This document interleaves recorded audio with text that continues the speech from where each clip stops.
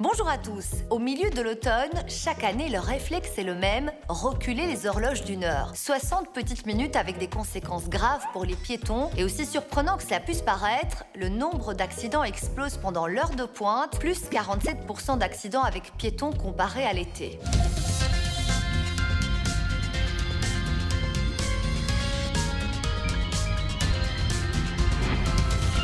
Le passage à l'heure d'hiver a non seulement des conséquences sur notre sommeil, mais c'est surtout une période à risque pour les piétons. Les accidents sont plus nombreux et plus graves aussi. Dans le mois du changement d'heure, figurez-vous que 17 piétons sont tués par 1000 accidents, des chiffres donc particulièrement élevés, alors on va tenter de comprendre pourquoi. Alors ce qu'on constate, c'est que les vitesses d'impact entre conducteurs et piétons sont plus importantes à ce moment d'année, sans doute parce que les uns et les autres n'ont pas encore intégré le changement d'heure, donc les piétons ne font pas attention au fait qu'il fait noir une heure plus tôt. Pareil pour les conducteurs. Et donc, quand les automobilistes voient un piéton dans les faisceaux de leur phare, c'est souvent trop tard. La principale raison, c'est donc la luminosité. Elle baisse fortement entre 17 et 19 heures. Pour les conducteurs, il faut donc redoubler de prudence. Pour les piétons, il est essentiel d'accrocher le regard du conducteur. Autre point primordial, être visible. Pour vous donner une idée, dans les phares d'une voiture, si on est habillé de couleur sombre, le conducteur ne nous voit qu'à 20 mètres, donc au tout dernier moment.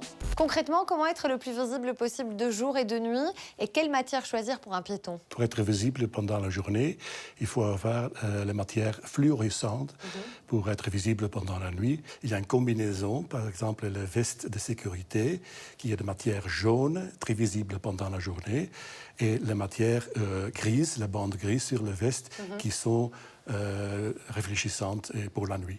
Voilà pour les conseils aux piétons. Du côté des cyclistes, le problème, c'est le raccourcissement des jours. Là aussi, les chiffres d'accidents sont très élevés. Ils sont multipliés par 5 en début et en fin de journée. Mais alors, comment s'équiper à vélo? Réponse avec notre spécialiste. Pierre-Laurent, dites-moi, est-ce que je suis bien équipée pour rouler de nuit? Oui, de jour comme de nuit et aussi sur tous les types de chaussées, à savoir aussi les pistes cyclables. Alors vous avez le phare blanc à l'avant, vous avez le phare rouge à l'arrière qui doit vous assurer une visibilité de plus ou moins 100 mètres. Ils peuvent aussi être clignotants et être portés sur le cycliste, pourquoi pas sur le sac à dos. Alors en plus, il y a les catadioptres sur les pédales, il n'y en a pas sur les rayons, mais il y a la bande réfléchissante qui vous permet d'être visible de nuit. Et puis il y a le gilet qui est parfaitement conforme, fluorescent et réfléchissant qui vous assure une visibilité optimale. Bon, parfait. J'y vais alors, merci. Bonne route.